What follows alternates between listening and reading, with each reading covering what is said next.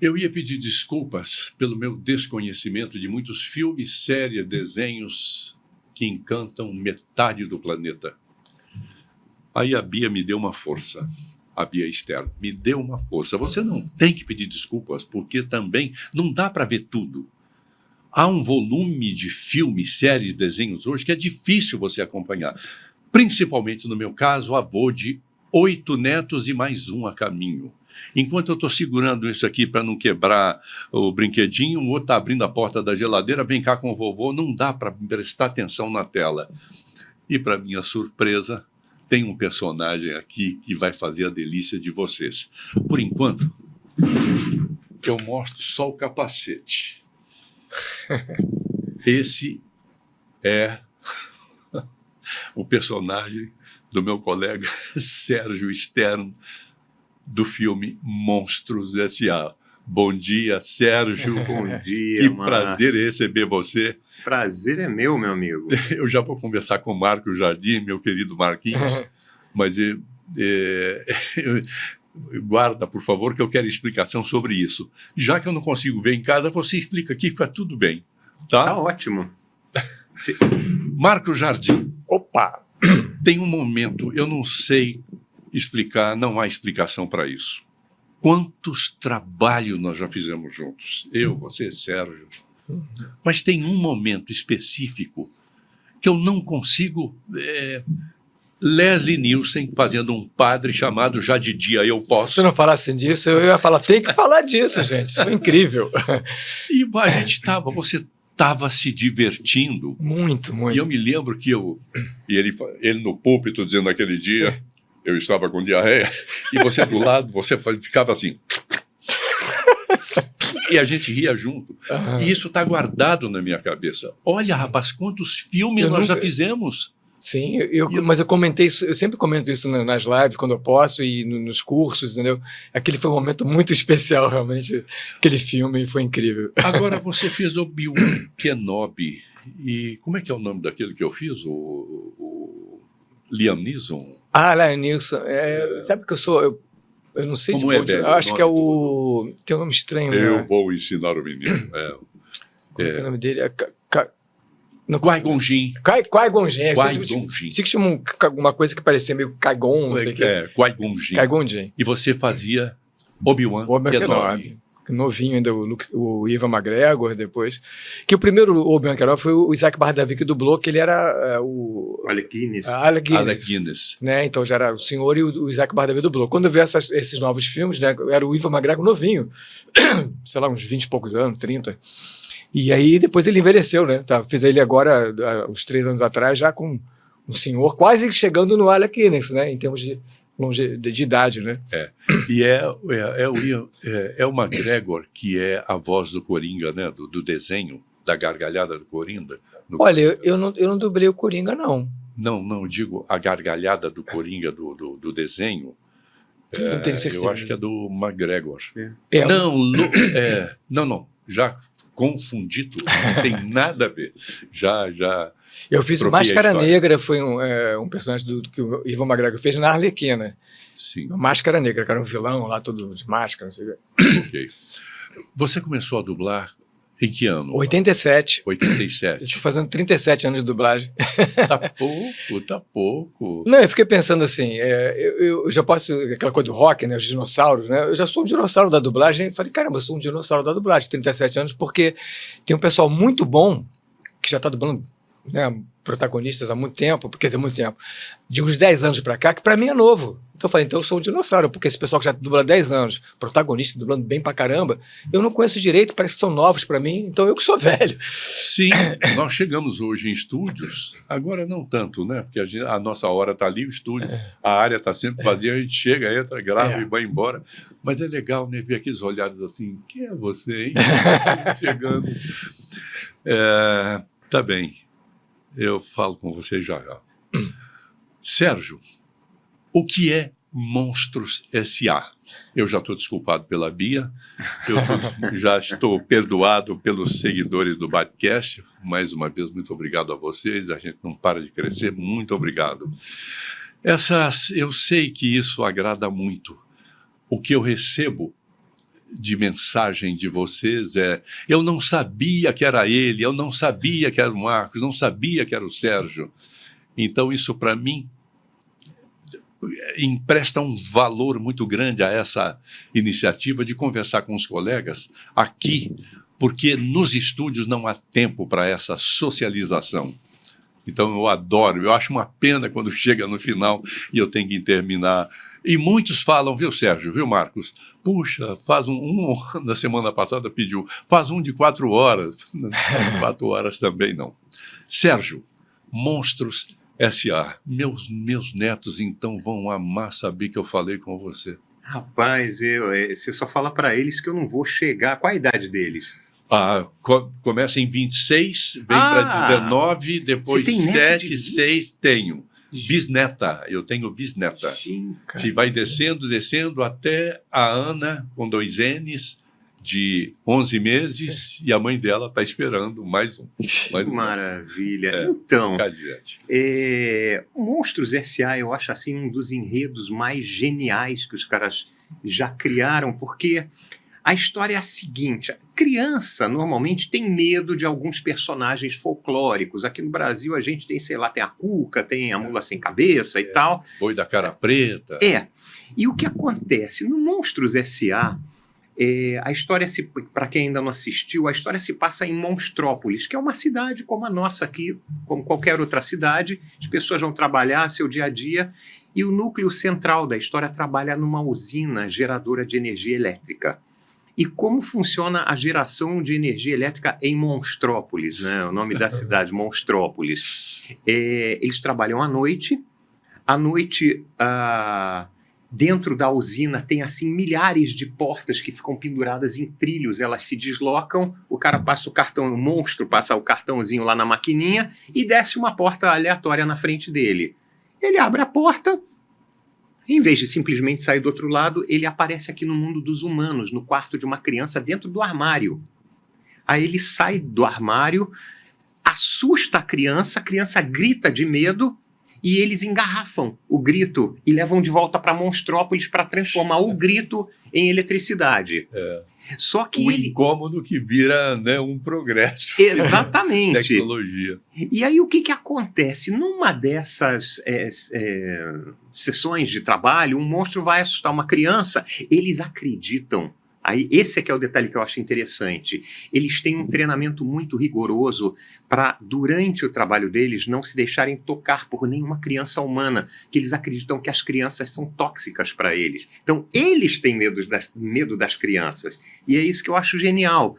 E numa dessas sessões de trabalho, o monstro vem aqui no nosso mundo, assusta a criança, quando volta, ele não fecha a porta direito. E é uma criança muito pequena, assim, de um ano e pouco, mal aprendeu a andar, e ela vem atrás dele e entra no mundo dos monstros e cria um pânico generalizado, porque tem uma criança humana lá, eles acham que ela é perigosíssima, e aí a história se desenrola, mas é genial, é genial. As situações que tem ali, o meu personagem, ele é uma bola com um olho só e uma boca, né? Tem as 2 perninhas, os bracinhos, mas ele é uma bola com um olho e a boquinha. Tem uma cena que ele bota a lente de contato, ele pega assim na mão, uma lente de contato enorme, levanta assim a pálpebra.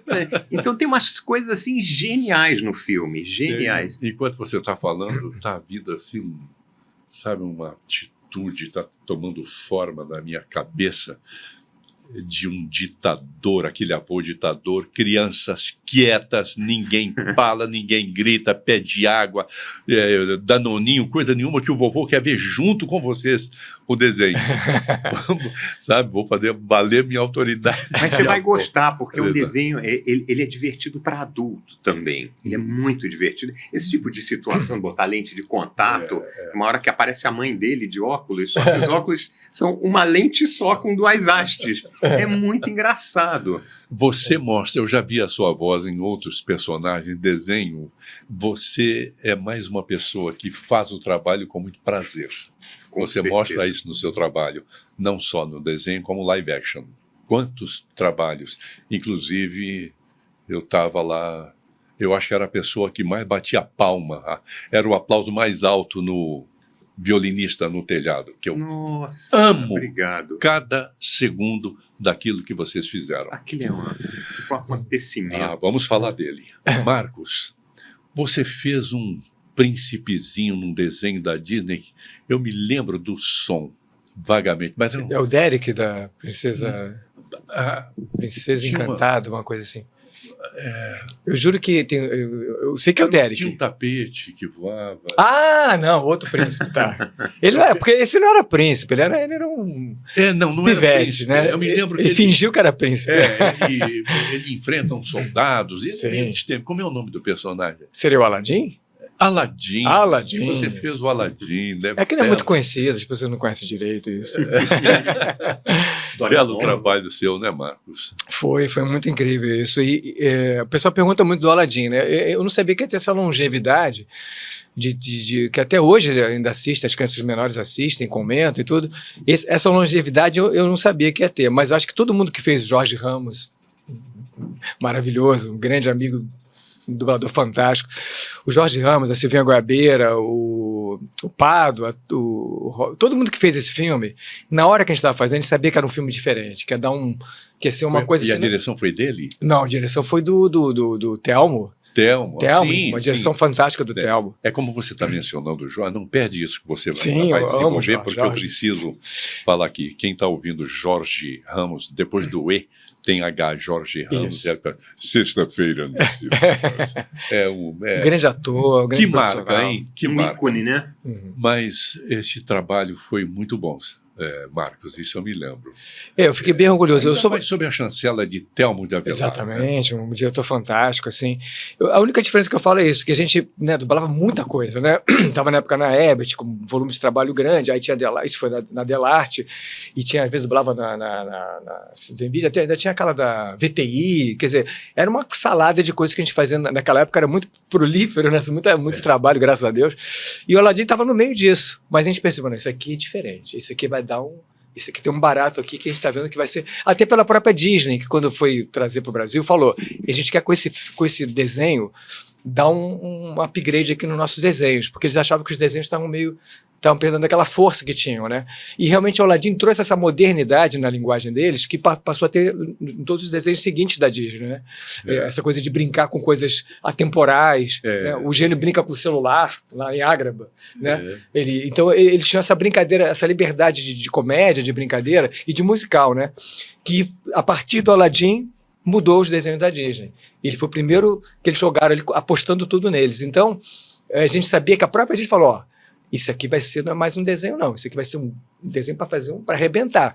E a gente sentiu se fazendo. De um modo geral, nós chegávamos para dublar com o Sérgio, com o Telmo, sabendo que ali o ritmo era mais devagar, né? A gente fez 15 loops por hora, 10, 12. Não, mas também, olha, só um detalhe, ainda era película. Loop, película rodando. Película, era anel. Tirava cartucho, lá botava cartucho, tinha que esperar pop. Pop. A gente errava, tinha que esperar voltar tudo voltar fazer de novo. Entendeu? Então o ritmo era realmente bem mais lento, né? Era um telão, a gente dublou um telão lá dentro da arte. Por incrível que pareça. É uma tecnologia rudimentar, mas aquilo condicionou muito os nossos reflexos. Sim. Porque a gente errava a fala, a gente falava, não, vai na outra, vai na outra. E aí todo mundo em silêncio, esperando pop, sabendo a hora de falar. Não, isso é um detalhe para quem não sabia, né? Só tinha uma trilha, então você não tinha como editar depois. Não tinha aquela puxadinha para cá, puxadinha do computador, não existia. Então a gente tinha que fazer na hora o mais perfeito possível, porque depois ia ficar para a eternidade daquele jeito. Hoje você fala remotamente ou presencialmente, uma fala no telefone. Seja, alguém, o cara vai lá. E você fala assim, logo mais eu estarei aí para a nossa reunião. Mas aí o diretor do filme resolveu botar logo mais em off, em on, e estarei aí no filtro, na pessoa que está recebendo. A gente fazia assim, logo mais eu BD, vai para outra pista. Estaria aí para reunião e lá na edição colavam. Hoje não, nós falamos direto, fazem uma chave que chama pitch, não é isso? Uma chave que eles chamam de filtro. Os filtros, né? Na mixagem, bota na mixagem. Sérgio, você trabalhou muito com ele, gostava de você, né? Com o Telmo. Sim. Né? Você fez muito trabalho. Qual foi o trabalho mais que você gostou mais de ter feito com ele? Rapaz, eu lembrar os trabalhos que eu fiz com o Thelma, o que eu me lembro muito bem é que no começo, eu estava começando a dublar e o Thelmo às vezes ficava irritado com alguma coisa. Nossa, que novidade! Eu nunca vi ele muito irritado. Não, ele ficava nervosinho às vezes, é verdade. Mas ele era Mas muito... assim, isso logo nos primeiros contatos que eu tive com ele, então eu tinha muito medo de dublar com ele. Eu entrava no estúdio tenso, eu entrava assustado, nossa, vou dublar com o Thelmo, tomara que eu não faça nada errado, aquela coisa. E um dia, deu alguma coisa errada ali, algum tropeço, que ele ficou irritado, e eu fiz uma piada em cima do nervosismo dele, e ele olhou para mim e sorriu, ele achou divertido. Falei, caramba, aprendi a lidar com o cara. E aí passei a lidar com ele, sempre fazendo brincadeiras, não quando ele estava nervoso, mas em situações triviais. Eu fazia alguma brincadeira com ele, ele gostava muito, e virou assim um querido para mim, um dos diretores mais queridos que eu conheci foi o Thelmo. É um cara assim, fora o conhecimento dele. Que aula, né? Tudo. Nossa, maravilhoso. Ele não era uma pessoa de gritar com ninguém, mas ele fazia o pior. Com a voz mansa, ele botava a pessoa debaixo da gilete no asfalto. Um colega nosso, meio nariz em pé, foi falar do texto dele. Ele era tradutor também, é verdade. O Thelmo procurava, em português, as palavras que pudessem ter uma semelhança no americano. Né? Later on, mais tarde. Aí ficava assim, later on, mais tarde, later on. Ele ficava procurando sinônimos para esse on do americano, numa máquina. Até que um dia isso quase provocou uma confusão na vida dele, porque ele estava com a janela aberta aqui na Marquês de Abrantes, fazendo isso na máquina, procurando a palavra, olhando para a janela, com o olhar perdido no vazio, procurando a palavra no prédio em frente. Tinha lá uma mulher que o marido devia achar, né, a cereja do bolo. O Thelmo ouviu a batida na porta, a mulher atendeu, chama o seu marido que está aí. Ele foi na tela, o senhor está fazendo movimento de boca para minha mulher? Ele com aquela assim, eu estou aqui e tal, mas você está fazendo... Ele falava ela está dizendo, você está fazendo movimentos de boca, isso é para minha mulher. Não, vem cá para você ver. Ele me contou isso. E o cara foi lá disposto a brigar. Como eu estava dizendo, um colega resolveu falar do texto dele. Eu, Thelmo, essa frase aqui ficaria melhor. Naquele tempo dele, que é ligeiramente retardado, ele com a caneta segurando aqui, assim, fez assim, o quê? Aí olhou para ele. Você está dizendo que a minha frase... a gente podia mudar aqui, assim, não vou mudar nada. Não vou mudar nenhuma vírgula. Qual é o seu conhecimento na vida, português principalmente, para corrigir o meu trabalho? Quando o rapaz disse isso, eu falei, não faz isso não. Você mexeu na joia da coroa, não mexe nele não. É para mim uma oportunidade para falar aqui para muita gente, e eu dizer a você obrigado pela sua generosidade, porque ele se queixou no Retiro dos Artistas, onde eu vou gravar hoje o próximo Batcast. Com os velhinhos e velhinhas lá estão aprendendo a dublar. Eu soube disso. É espetacular, e eu vou lá gravar com eles hoje. Não dublagem, eu vou fazer o Batcast lá. E ele se queixou que ele não tinha máquina de café. A história da máquina de café. E aí, eu acho que eu não liguei diretamente para você. Eu devo ter publicado isso e você me procurou dizendo eu tenho uma máquina praticamente sem uso. Eu falei, não é possível, Sérgio. Você me deu a máquina, eu fui correndo levar para ele. Quando botei em cima da pia lá na casa, aí, Isso é muito bom. onde é que liga isso? Deixa que eu ligo. Aí eu liguei. Mas ela é enorme. Mas é café para você, Thelmo. Mas é muito difícil de mexer. Eu te ensino, Thelmo. Era folclórico, né? Era um folclórico que nós amávamos. Muito querido, muito. Eu morro de saudade do Thelmo. Eu morro de saudade dele. Temperamento, eu não diria nem que idade, porque né, tivemos diretores que chegaram a 75, 80 anos dirigindo. Ele, com menos idade, já estava ficando uma pessoa complicada, ele não aceitava as mudanças, o avanço. E isso foi tirando ele de cada vez mais de trabalho, né, a ponto dele não ter mais... Não, ele foi sendo afastado. Porque os ritmos novos chegaram, Sérgio, e você sabe, ele tinha uma coisa que era muito lenta. Nos dias de hoje não tem mais espaço para isso. Eu falei, Thelmo, você tem que...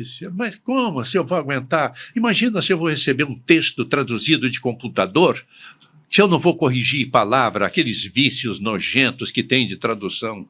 Thelmo, havia um tempo para isso. Não, tem que ser do meu jeito. Aí eu disse, não, acho que não vai dar. E não deu. Tanto é que ele não conseguiu mais viver da profissão e foi parar lá.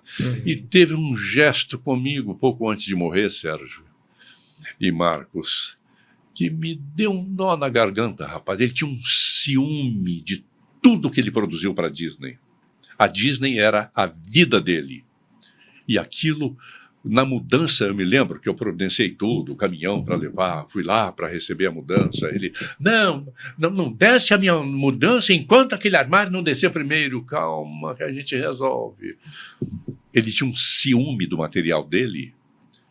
E pouco antes dele morrer, ele falou, olha, eu queria te dar de presente todo o meu material. Nossa. E aí você vai protelando, amanhã eu vou, e não fui. E aí ele foi embora. E eu não tive coragem mesmo, moral, ética, de ir lá. Ele me deu. Quem é que ia comprovar isso? Porque ele não falava disso com ninguém. Eu estou falando, peraí, o entrevistado aqui são vocês, entrevistado não. Quem tem que falar aqui são vocês, e eu estou falando. O papo é bom, e vocês não me interrompem. Não, mas é que a história é boa. Falando de pessoas queridas, né, que já se foram. Tem algum papel que você fez com ele que você se lembra especificamente? Pois é, eu não consigo me lembrar, que ódio. É aqui o HD que pois realmente... É que eu falei, a gente fazia muita coisa ao mesmo tempo. Eu tenho muita coisa que os fãs falam assim, você fez isso aqui. Eu falei, Você jura que eu fiz? Então Todos tá bom. nós passamos por isso. Pois é, né? Não dá para lembrar. Eu tô aliviado de você falar isso, porque quantas vezes você já passou por isso, você, num grupo, você é apresentado, esse aqui é o Márcio Seixas, que é dublador e tal. É mesmo? Agora estou ouvindo a voz dele. Eu vi um filme outro dia com você fazia lá um soldado mexicano. Então, é mesmo? A cara muda, ela começa a mudar logo. Um soldado mexicano, você faz um soldado mexicano. Mas como é o nome do filme? O filme é tal. E eu já vi muito olhar assim, vem cá, cara, você está me sacaneando? Você é o dublador e você não... Não, gente, nós dublamos. Eu posso falar por nós de 8 da manhã a 10 da noite. Milhares de papéis. Com certeza. Não foram centenas, não. São milhares de papéis. Como é que você se lembra? Um papelzinho assim, um grande, um pequeno. Não para.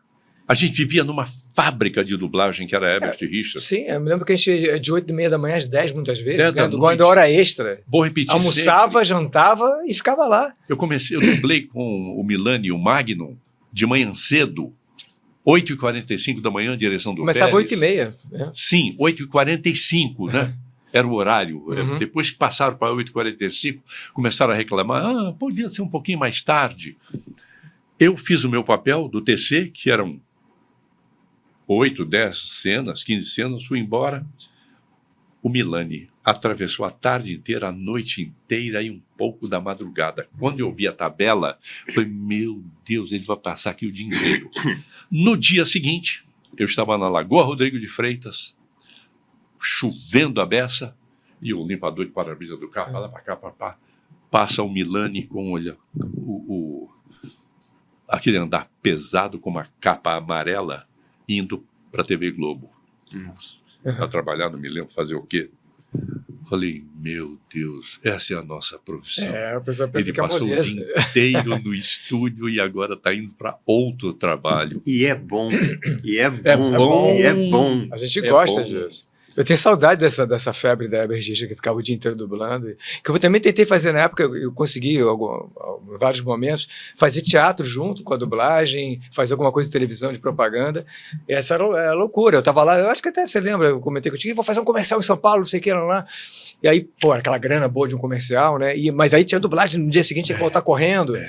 Né? E era muito bom quando a gente estava com essa frição de trabalho, é muito bom. Hoje em dia, infelizmente, não tá. Pessoal, propaganda, me chama aí. Você lembra que uma vez a gente participou de um filme para cinema? Sim. Nós três. Nós sim. A gente sim. filmou lá no Não Jardim lembro qual é. Botânico. Qual foi? Era Do Forol? Forol, Forol, exatamente, exatamente, Vitória. com bigode. Eu, você e a Bia, né, começou a filmagem, sei lá, chegamos no Jardim Botânico às 6, 7 da tarde e varou a madrugada inteira. até 7 da manhã do Até dia clarear o seguinte. dia. Filmagem mesmo, cinema. Forol, um filme Forol. do Luiz Carlos Lacerda, Bigode. Muito legal. E passaram. Mas, bom, falando em né, outro veículo, ô Marcos, nós nos encontramos lá no Projac. Sim. Eu chegando para fazer, acho que era a linha direta, e você saindo. Você estava fazendo assistência de direção. Isso. Pois é, eu tenho uma história assim, quer dizer... Meu Deus, a memória ainda funciona. Eu tenho uma história assim, com a dublagem, eu me senti meio assim, às vezes, não é gaiato, mas assim, eu fiquei uma época com um pezinho só na dublagem, que foi a época da televisão. Eu sempre, desde que comecei a dublagem, eu já fazia teatro antes, fazia cinema, outras coisas antes, quando chegou a dublagem. E sempre tive aquela vontade de dirigir teatro, dirigir uns cursos, audiovisual. E quando fui para televisão como assistente, a meta era dirigir televisão. Mas tem processos e processos, enfim, não consegui chegar até onde eu queria. Mas eu fiquei uns 15 anos como assistente de direção. Né? E aí o meu pezinho na dublagem ficou só ali, mantendo os personagens fixos, aqueles atores, alguns, né, o Obi-Wan Kenobi sempre, e nunca deixei de dublar. Mas me senti meio assim, esse período da dublagem ficou meio em segundo plano. Mas antes disso, e depois que a TV Globo mudou, as coisas mudaram muito, eu parei de trabalhar lá, eu tenho uma história muito mais forte com a dublagem, né? Antes da televisão e depois, atualmente, de uns 6 anos para cá. Mas, assim, realmente teve essa história. E eu sempre levo toda a minha experiência de diretor de audiovisual, diretor de ator, para o meu trabalho como diretor de dublagem, com certeza, claro, né? Tudo que eu aprendi trabalhando com atores no audiovisual. Eu trabalhei com o Jorge Fernando há uma parte do tempo lá na televisão, né? Um grande mestre também que já se foi. E eu tinha muita sincronia, não só de admirar e seguir o trabalho dele. Eu ficava muito feliz que eu sentia, é a mesma ideia que eu teria se eu estivesse dirigindo. Quer dizer, eu não estou copiando ele. Eu tenho uma visão de direção muito parecida com a dele, que legal. Eu acho que quando eu puder dirigir, eu vou ter um resultado talvez tão bom quanto ele, sem ser pretencioso, mas, eu estou no caminho certo. Então, eu gosto muito dessa coisa do trabalho da direção de ator e eu aprendi muito com o Jorge, às vezes aprendendo e às vezes só batendo junto. Falei, exatamente. Ele fala para o ator, era isso que eu ia falar para ele. Então, só na minha cabeça, né? Tinha que ter humilde. Assim, a direção é um cargo muito... Não tem glamour nenhum. Você fica lá no subalterno, dá cafezinho, você é um faz-tudo, um quebra-galho ali geral. E você só tem aquele lampejozinho de que você vai dirigir um dia, entendeu? Mas o Jorge me deixou dirigir algumas cenas, com cenas de ação, com dublê. O helicóptero sempre eu. O helicóptero eu não subo, então vai lá, Marquinhos, sobe lá. Então eu fiz muitas cenas de helicóptero, de ação, de dublê, de carro capotando, e algumas cenas também ele deixava eu trabalhar com uma participação, né? O cara ficava totalmente isolado, uma participação em novela, né? Tá aquele elenco afinado desde o primeiro capítulo, tudo totalmente dentro do personagem, chega aquele cara que vai fazer uma cena boa do nada, cai de paraquedas naquela produção ali, eu sou médico, não sei o quê, uma cena boa com bastante fala. Aí eu já falava, trabalha ele lá. Aí eu pegava o cara e falava, e fazia aquele trabalho de direção de ator com ele, que o Jorge deixava fazer. E as crianças também. Falava, a criança não tem paciência. Vai lá, Marquinhos, ensaia com eles, trabalha com eles lá, a direção deles. Então eu comi pelas beiradas, né, a direção de ator, que ele permitiu eu fazer. E óbvio que para dublagem eu levei isso, né? Como professor de dublagem, dou aula também há algum tempo. E tá tudo ligado, porque eu sempre falo, o dublador não é um dublador, profissão acabou. É um ator que faz dublagem. Sim. Tenho certeza que você vai... Eu queria fazer isso uma época, eu cheguei até a escrever um roteiro, fazer um curta-metragem com os dubladores veteranos, atuando, botando a cara lá, Monjardim, Valdir Santana. Eu escrevi isso, não sei se você sabe disso. Eu e o Renato Rosenberg. Sim. né? A gente não conseguiu levar avante. A gente queria realmente produzir, mas a gente precisava de uma grana. Porque eu tenho certeza que qualquer dublador que pode nunca ter feito, que nem o Marco Ribeiro, eu que levei ele pro teatro fazer uma peça, depois ele parou de fazer.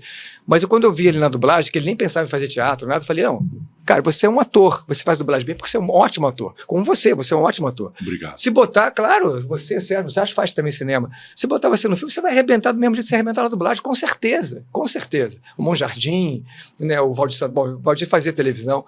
Então, minha vontade sempre foi assim de falar, eu sempre falo isso para os meus alunos, não existe outro dublador, existe um ator que faz dublagem, se especializa na dublagem, depois só trabalha com a dublagem, como o Briggs. Se eu pegar o Briggs e botar ele num curta-metragem, num cinema, numa novela, ele vai fazer bem. É só ele querer fazer. É que de repente não tem a vontade. Entendeu? Ô, Marcos, eu me lembro do Oberdan falando. Oberdan, pois é. Oberdan. Celto Mello, né? Celto. Olha o Celto. O Oberdan, assim. Pô, Márcio, você tem que fazer teatro. Isso, Márcio. pois é. Aí eu respondi assim: Ô, Oberdan, se alguém me der uma direção para os braços e mãos, eu não aceito algum, porque eu não posso me imaginar diante de uma plateia me vendo. É sério? Principalmente em um texto só eu e o público me olhando. Não consigo, como não consigo cantar. Não adianta. Se você me pedir, canta aí Fascination, não canto, deve ser trauma. Alguém cantou de uma maneira tão ruim que eu não consigo. Tá? Mas o que me impediu mesmo de ter a ambição de teatro foi o trabalho noturno da JB. Pois é, tem isso. 20 anos lá dentro, eu não, com os filhos chegando um atrás do outro, você fica pensando se será nem sempre a coisa é bem sucedida, você tem que viver naquela gangorra, puxa, essa peça dá certo, que bom que deu, mas às vezes não dá, e eu preferi não. É uma coisa que eu tinha muita vontade de fazer, rádio. Eu já fui convidado para entrevista, uma coisa assim, é uma coisa que me fascina a rádio, sabia? Eu fiz um programa de rádio. Eu fiz um programa de rádio. O Tá Na Hora de Espera aí, a sua vontade de trabalhar em rádio, você tem um setor específico, locução? Sim, locução. Você tem aquela voz média que é muito boa para FM, para você falar.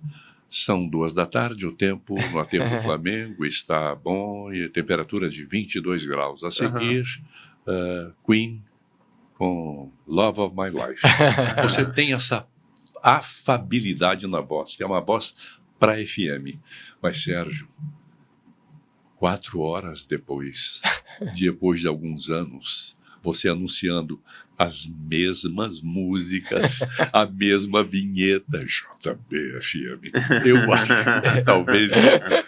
Deixa eu te perguntar uma coisa. Quando você fez O Violinista no Telhado, isso atrapalhou? Vocês tiveram que ensaiar muito, era um coro, música, dança. Eu vendo o espetáculo, falei, o Sérgio deve ter sumido da dublagem, porque era uma carpintaria absolutamente perfeita que estava ali naquele... É uma coisa absurda aquilo ali. Eu sempre falo, aquilo foi um fenômeno, porque vinham ônibus da Argentina, do Uruguai, para assistir. Ou seja, a coisa chegou até lá, chegou ao conhecimento de outros países, e as pessoas vinham de ônibus fazer excursão para assistir um violinista no telhado. Deixa eu vender um peixe. Sim, claro. Se essa montagem voltar a acontecer, faça o que for possível, você de qualquer parte do país. Se você quiser mesmo levar a sério o que eu estou falando, compre o filme. Veja o filme com Topol, que fez o espetáculo na Broadway, para depois ver a turma aqui no Brasil, o Zé Maier fazendo o papel do Topol. Lindamente. Quando ele botou a voz na primeira música, eu falei, meu Deus. Você já ouviu falar, você já imaginou que o José Maier seria um cantor? Nunca podia imaginar. Um cantor brilhante, lindo, lindo, lindo. Levava a voz num tom e grave. Marcos, eu me lembro de falar com minha mulher, a gente levava, meu Deus, que orgulho saber que aqui eram todos cariocas, porque eu não conhecia o elenco todo, eram todos cariocas. Eu falei, nós éramos 45 em cena.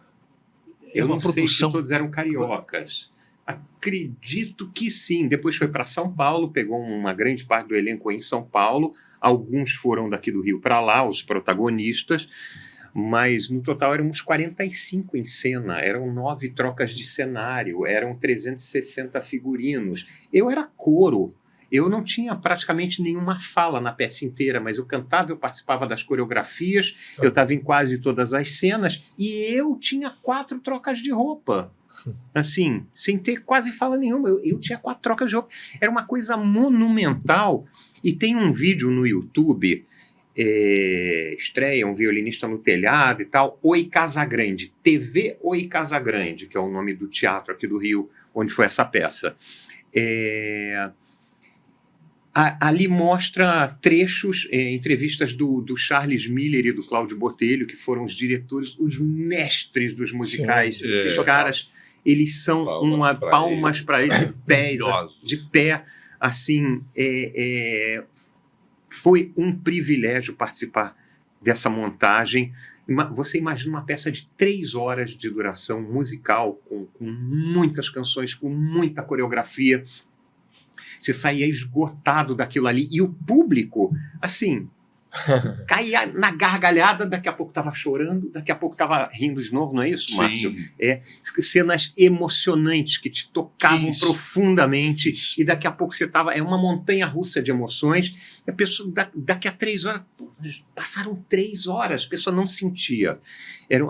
Que montagem! E nesse vídeo do Oi Casagrande...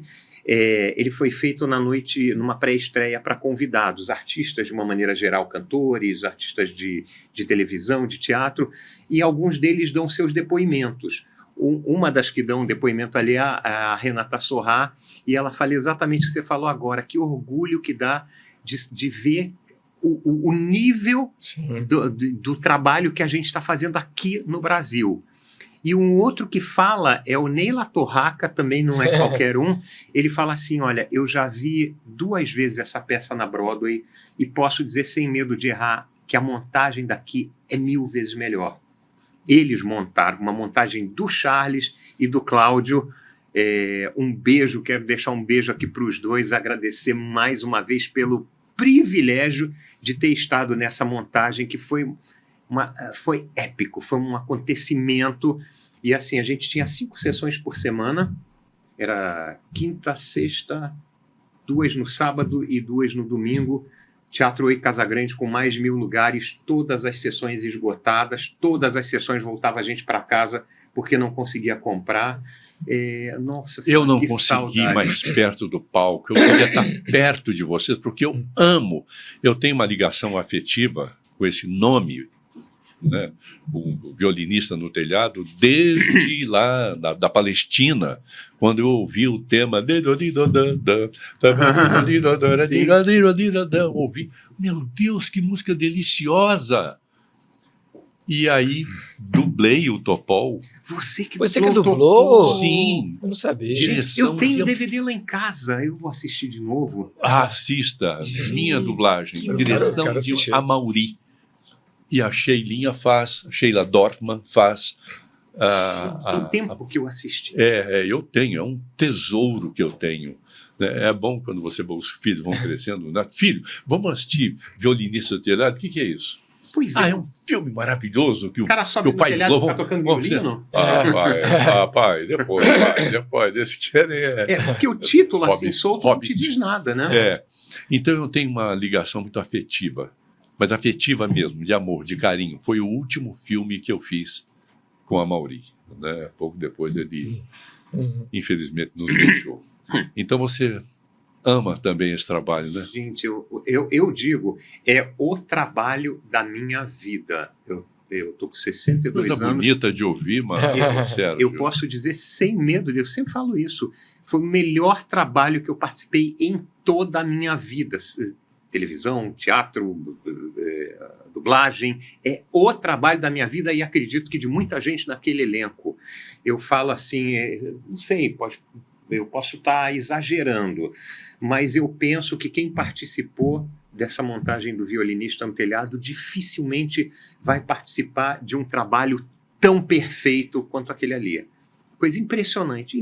E nós montamos aquilo em 2 meses.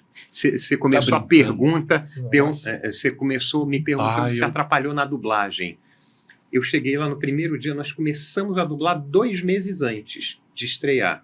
Cheguei em casa com um calhamaço dessa espessura aqui de texto e de canções e não sei o quê. 2 da tarde, às 9 da noite, cheguei em casa para Bia, falei para Bia, esses caras estão loucos. Eles querem botar isso aqui de pé em 2 meses. É humanamente impossível. E eu sabia que ia ter ensaios de quinta a terça. A gente folgava só na quarta. Tá? E era assim, de 2 da tarde às 9 da noite. Então eu só podia dublar de manhã, durante o período de ensaios. E acreditem ou não, com 1 mês de ensaio, a gente passou o nosso primeiro corridão. Com 1 mês. É daquele, vamos embora, é a boa, com 1 mês. Com 1 Fizeram, mês, do início fizemos a ao peça fim. do início ao fim sem parar. Impressionante, impressionante. A metodologia deles é tudo cronometrado, até o horário que a gente parava para o lanche, de 6 às 6h20, não importa. Podia estar o Charles dirigindo a gente no palco, dirigindo uma cena importante, chegava lá uma pessoa, falava... São 6 horas. Ele parava na mesma hora, a gente lanchava até as 6h20, 6h20 voltava. Era, assim, engrenagem de um relógio suíço. Uma coisa indescritível, indescritível. Ô Marcos, eu confesso a você, quando acabou esse, e tantos outros que eu vi, quando acaba a casa cheia, vendo o ator lá, eu falo que bom, né, cara? A casa tá cheia. Aí eu falo assim, puxa... Eu devia ter tentado. Não é um lamento, mas é tão bom ver aquilo, porque eu fico arrepiado vendo as pessoas aplaudindo de pé. Tem aquele espetáculo. O violinista foi daquele que, quando acabou, não teve um pouquinho levantando aqui, outros aqui impulsionados por ele. Não, todo mundo levantou, mas aplaudia loucamente. É uma catarse, foi um né? belo espetáculo. Você sente isso, não? Eu queria ter feito isso e aquilo. Não, eu até ia comentar assim, pra gente que faz dublagem de outras coisas, o teatro realmente, eu acho que tem uma paixão específica, como eu falei, o ator, né, pode fazer dublagem, teatro, cinema, televisão, circo, pode fazer qualquer coisa. Isso é ator. Mas o teatro, eu acho que tem que ter uma paixão muito pelo tablado. Eu até comecei pelo tablado, né, no Jardim Botânico, lá onde eu comecei a ser ator, com a Maria Clara Machado. Você é do tablado? Sim, fiz peça com a Maria Clara Machado me dirigindo, graças ao orgulho disso. Ela me botou a fazer um maneco do Rápido Cebolinha, que ela fala, quando eu boto alguém para fazer um personagem meus, assim, é porque eu gosto dessa pessoa, essa pessoa vai ser um ator que vai fazer bem o resto da vida. Então, quando ela me escalou pro maneco na montagem dela, eu falei, opa, tô abençoando. Era tipo uma bênção, né? Ela abençoava quando botava um ator lá, aluno, num dos personagens dela, assim, mais famosos, né? Então, eu fiz o tablado, pois é. Eu acho que o tablado, eu tive uma paixão por ele grande, mas eu sempre tive muito mais paixão pelo audiovisual. Então, eu gosto de teatro, mas eu quero fazer cinema, eu quero fazer televisão. E então, eu acho que a paixão para fazer esse sacrifício, né, de ensaiar 3 meses, ele são 2, mas geralmente são 3, 4 meses de ensaio, madrugada dentro, e aquele exercício diário. Eu fiz peça de segunda a segunda já, uma época. Eu fazia segunda e terça um alternativo, de quarta a domingo um outro, e antes desse adulto, né? E antes desse adulto, no sábado e domingo, eu fazia infantil. Então eu fazia 4 peças ao mesmo tempo. Eu tive um período assim, bem prolífero também. E era legal isso. É uma paixão isso, porque realmente você fica morto, como você falou do Milani, né? Você fica ali exausto, mas é a paixão. Então eu acho que o palco, principalmente nessas atividades de ator, é uma paixão muito específica. Quem ama o teatro, o Samir Moraes, o pessoal está sempre fazendo teatro, eles têm essa paixão pelo teatro. Eu acho que eu fico deixando a desejar nessa paixão, porque eu também me canso às vezes de pensar que eu vou ficar 3 meses ensaiando, que aqueles exercícios diários de quarta a domingo, de terça a domingo. Então eu entendo assim, para mim dá um friozinho na espinha. Será que eu vou fazer de novo teatro? E eu parei de fazer teatro há bastante tempo, entendeu? Mas eu gosto de dirigir teatro. Sim, esse assunto para mim é tão apaixonante que eu vou, não me chamem de repetitivo, velho, repete, coisa, porque o que eu ouvi foi tão sublime que eu quero mencionar sempre. Eu estava no pátio, esperando, como sempre, o nome, né? Márcio, Estúdio A. Chega a Miriam, feliz, com aquele sorriso de orelha, Miriam Fischer. Ai, gente, a peça mas bombou. É mesmo? Que peça? Falou o nome da peça. Aí ela falou, eu fiquei espantado que eu não sabia mesmo que a Elke Maravilha fazia teatro. Para mim ela era um personagem de TV. Estava numa peça infantil com a Miriam Fischer. Aí ela, gente, foi bom, é mesmo? Eu não perguntei, né, seria indelicadeza, é mesmo? Quanto deu para Tanon? Eu não faço isso. Ela se pronunciou. Olha, acho que deu 180 para cada um. R$180, Milton. Foi em Nova Iguaçu. A casa estava, não sei nem que teatro é esse, lotado. A cara dela tinha... É você falando agora do violinista. Né? Tem tanto prazer, tem tanto brilho na sua cara, que eu falo, que coisa, né? Vai pro sangue. E a Miriam mostrou isso para mim. Eu fiquei emocionado, rapaz, de ver a alegria dela, né? Eu fiquei olhando, 180, você perdeu o sábado e o domingo, está levando R$180 para casa. Não, falei, não vou ser indelicado, mas eu vi a paixão, admirável, é a paixão. Teatro é paixão, com certeza. Mas, quando tinha idade e tempo, não fui, então não tem o que... Cara, mas você fez as suas... você seguiu o seu caminho, né? O que te trazia essa paixão, né? Que foi na dublagem, na locução e que você fez com brilhantismo. Não, você é um ator brilhante, Márcio. Não estou falando isso para puxar saco, não. O teu trabalho de dublagem é de um ator brilhante, cara. Porque não é só copiar, não é só ouvir o cara. Você não está copiando ninguém. Inclusive, depois a gente tem que falar da Repossuída. A gente tem que falar sobre isso hoje aqui. Não, falemos agora. Pode ser? Então, vamos falar agora. Nós dublamos maravilhosamente divertido a Repossuída com a Linda Blair, o Leslie Nielsen. Eu fazia o Ned Beat. Né? Então, não vou dar spoiler do filme, mas para quem já viu o filme, para quem não viu, era uma sátira do Exorcista, com a própria Linda Blair fazendo anos depois, né? Era a filha dela que tinha. Eu não lembro se era a filha dela, ela era mãe da garota. Não me lembro. Eu não lembro se era. Não, acho que ela era mesmo. Não sei.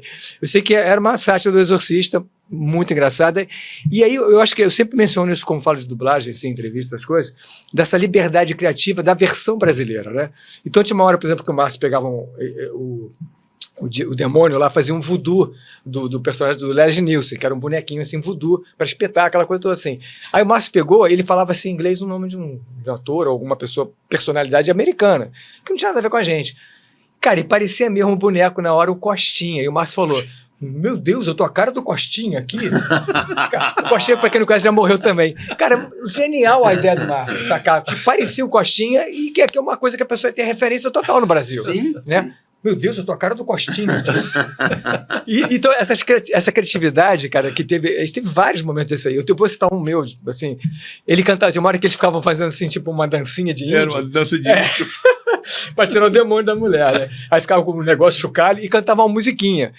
Era a época que estava no Brasil, agora ninguém vai lembrar, só que é mais antigo. A maior febre aquela música. Eu só quero ser feliz, morar tranquilamente na favela onde eu nasci. Sim. Era febre essa música, naquela época. Eu vi que encaixava direitinho na dinâmica deles lá. Eu botei assim, eu só quero ser feliz, morar tranquilamente na paróquia onde eu nasci, que eram 2 padres, né? E foi isso pro ar. Quem foi que dirigiu, Márcio, você lembra? Se foi na Ebert. Foi na Ebert. Não sei quem dirigiu porque isso. Porque era ótimo que ele deixava de fazer tudo. Não, ótimo, bota aí. Não, nós tínhamos liberdade, ainda bem. Liberdade. Aí, se você pegar hoje em dia lá essa dublagem, espero que não tenha redublado, acho que não. Vai estar lá o Seu Quero Ser Feliz, o Costinha e várias outras coisas que o Márcio botou, a gente inventou. E tá muito legal esse filme foi muito legal, cara. Eu sempre menciono essa coisa da criatividade que a gente tem que ter na hora. Rápido. Mas eu acho que você também dublou no filme lá na VTI. Esse filme? Esse não foi na VTI. Né? Não, esse foi na Ebert, com certeza, eu me lembro. Foi na Ebert, né? Foi. A Miriam Fischer fez a Linda Blair, a Mirinha. O padre já... Não, o tradutor, não sei quem foi, o personagem em inglês se chama Jedediah... Não era I Can, que ele falou, eu posso? Jedediah... Em português, o tradutor botou já de dia eu posso. Ah, já de dia eu posso. E alguém na plateia... Jedediah Ken, né? Que era o nome. É Jedediah Ken, né? Porque tinha eu posso. Jedediah Ken. Já de dia eu posso. E foi traduzido já de dia eu posso. E aí ele está fazendo a pregação lá no púlpito e alguém fala assim... Padre, já de dia eu posso? Ele fala, pode. É muito bom. Eu tinha outra nota também que ele fala só abreviado. Padre, eu posso sim? Pode. Essa alegria nós não vamos viver mais. E isso era na bancada, gente. O pessoal sabe, a gente dubla separado já há 20 e poucos anos por causa do computador. É um de cada vez, pode ser um oi, um sai e entra o outro. Mas essa época era junto, então a gente se ouvia. Imagina, era uma febre, a gente ria pra caramba, se divertia. A gente saía feliz, né? Sai feliz. Você podia repetir quantas vezes fossem necessárias. A gente estava ali para se divertir. E dele eu me lembro vagamente que ele puxava o meu riso. Eu tentava me isolar dele fazendo assim, com o fone aqui, com a mão aqui para não ver. Mas eu ouvia o som dele e ele fazendo assim. Não podia que passava no microfone e ficava me segurando, cara, mas era muito. A Mirinha também te riu muito, cara. Eu posso falar só mais uma coisinha de dublagem? Pode falar de dublar junto? Não, rapidinho, para não ficar. Nessa coisa do dublar junto, eu quero citar uma coisa que eu também sempre cito. Foi A Sociedade dos Poetas Mortos, com o Selton Mello. O Celton já era um monstrinho, né, com 14 anos. Ele fez essa coisa do cinema, tanto que ele está lá em Hollywood agora. Ele faz membro da Academia de Ciências de Hollywood, o nosso brasileiro lá. E ele só falava isso, eu quero ir para Hollywood, ele ama cinema, né? Então ele sabia tudo. Então quando ele veio esse filme para ser dublado na Ebert, ele sabia, o filme era inédito, estava estreando. Não sei como é que ele soube que era um filme incrível, sobre a história toda, sobre tudo, e conseguiu subornar alguém lá das internas e levou o script para casa 2 dias antes. Não sei como é que ele conseguiu fazer isso naquela época. Como é que ele Que era impossível. conseguiu? Isso era impossível. Ele subornou alguém, fez alguma coisa lá e levou para casa 2 dias antes. Ele falou para mim, Jardim, né? Jardim, esse filme é incrível, cara. Nosso personagem, eu dublei o Ethan Hawke, que é um dos principais, junto com o Robert Sean Leonard, que ele dublou. E tu falou, cara, nossos personagens, porque eles são totalmente ligados. Você viu a Sociedade dos Poetas Mortos? Imagina. Sim. Então, os dois são, né, ligadores, o oposto. O quer ser ator, né? E o pai não deixa, ele se suicida por isso, porque o pai não quer que ele seja ator. E o outro era tudo tímido, introvertido, e com a morte do amigo, ele se empodera e resolve fazer o que ele quer da vida, ser poeta, etc e tal. Então, os dois estão bem ligados no filme. E a gente dublava na bancada, gente. Eu fico até arrepiado, até me emociona. Porque era incrível ver aquelas cenas dos dois, assim, eu ouvindo o Celto me ouvindo, entendeu? Eu estava novo em dublagem, tinha 1 ano e pouco de dublagem, eu acho, 2 anos só. O Celto já estava lá um tempo. Então, essa experiência da bancada, cara, se ouvindo um ao outro em cenas como essa, filmes como esse, nossa, eu fico até emocionado. Era incrível, e não tem como. Aí eu me sentia fazendo teatro, cinema, porque a pessoa fala, dublagem é uma função do autor, porque você não está só reproduzindo aquilo ali em português. Você está interpretando tanto quanto ele lá. Se você for bom ator, você vai interpretar tanto ou melhor do que o original. Entendeu? É sua versão, é você se colocando ali naquela ideia, ali, naquela imagem. Não é só copiar. Eu estava com o Júlio Chaves fazendo Starsky Hutch. Ótimo ator também, Júlio. O Júlio é... E a bancada nos proporcionou viver essa emoção. Ele se emocionou com uma cena de um garoto escondido num latão desses de petróleo. O garoto entrou ali para fugir da fúria do pai.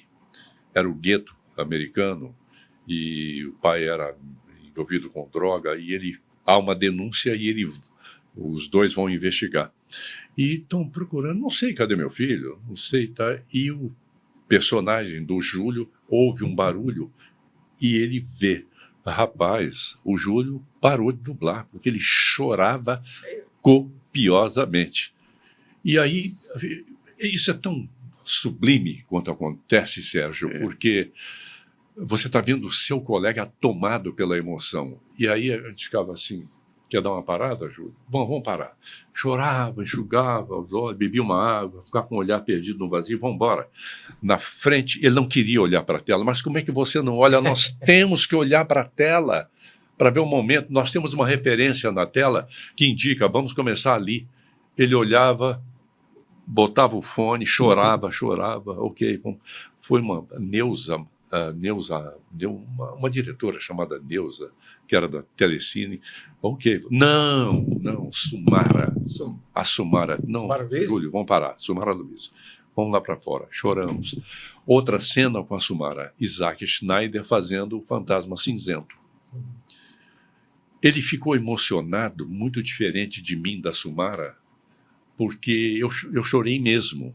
Estava tão bonito que ele estava fazendo, de um super-herói do Batman ali destruído, doente, e o Isaac fez aquela voz: você é o meu herói. Rapaz, não deu para aguentar. E vai lá para. E quando a gente volta do choro, né, Marcos? A voz parece que sofre uma modificação. Como é que chama a mãe do Paulinho? Que era uma. Vinholo? Não, Paulinho, que era da administração, da Ladani, Glória Ladani, fazendo uma atriz decadente. Chorei. Eu estou me estendendo para dizer o seguinte: nós não vamos viver isso na dublagem remota. Não dá para viver. Remota é complicado. E para completar, eu me estendi tanto para falar isso e para dizer: um seguidor, li hoje de manhã, a dublagem está um horror. Não tem emoção, não tem nada. Viva os dubladores veteranos. Daí a explicação. Nós vivemos uma emoção coletiva. Sim. 2 atores no estúdio, 3, 4 e até mais, né? Porque a gente dublava a nossa fala e eu saía e deixava o meu fone para você, diante do microfone, para você ouvir o original. Nós tínhamos uma emoção que contaminava nós todos, ela era coletiva. Na dublagem remota, sou eu, o fone e uma tela de TV e um diretor falando que nós nem sabemos quem é. Exatamente. E aí eu vou um pouco mais longe e quero ouvir vocês. É importante para mim que vocês ouçam isso. Eu cheguei na dublagem em 74, em 73, comecei a dublar em 74. E já ouvia: panela. É uma panela, você não entra porque é uma panela. Sim, a panela está lá, mas você entrou, Sérgio, entrou, eu entrei, porque nós temos na nossa base o talento e a vontade de fazer aquela profissão. E a pessoa estava indignada. E isso tem sido recorrente. A dublagem hoje está muito diferente dessa. Por isso eles gostam de ver tudo que era dublado, VTI, AIC, São Paulo, Herbert Richards, porque eram as vozes de antigamente. Eu acho o termo e o assunto espinhoso, mas vale a pena, até para você que alimenta o sonho de um dia ser dublador. Não desista do sonho, porque ele pode acontecer para você. Você tem que se garantir na sua boa leitura, no conhecimento e perseverar. Fora disso, ninguém vai bater palma quando você for lá para poder pedir um teste. Tem que insistir mesmo. Vocês concordam que tem panela na dublagem? Você é diretor de dublagem, isso não te atraiu, né? A direção não, nem a mim. Não me atraiu. Eu dirigi. Você está gostando desse episódio? Então aguarde, porque vem a parte 2, tão divertida quanto a primeira.